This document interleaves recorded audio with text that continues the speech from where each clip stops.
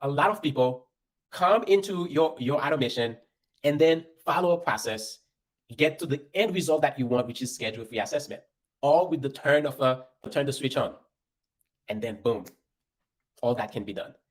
What did I say? You can do more in less time. That means now you can have 3, 4, 5 people doing that at the same time. You don't have to be on the phone. They can do it at 2 a.m. in the morning. They can do it at 2 p.m. in the afternoon. It doesn't bother you or your office staff. It's so easy, right? It's so easy to be done and to get to the end goal that you want. So here's the thing: this automation is not just for that, but there's an automation, for example, once they become a client, right? You don't want to forget about them, right? But guess what typically happens? Typically, we have so many other things going on.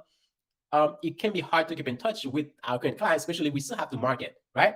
But when they become a client, guess what? Another automation switch just turned on now, right? And now this automation is going out to them without you ever have to think about it.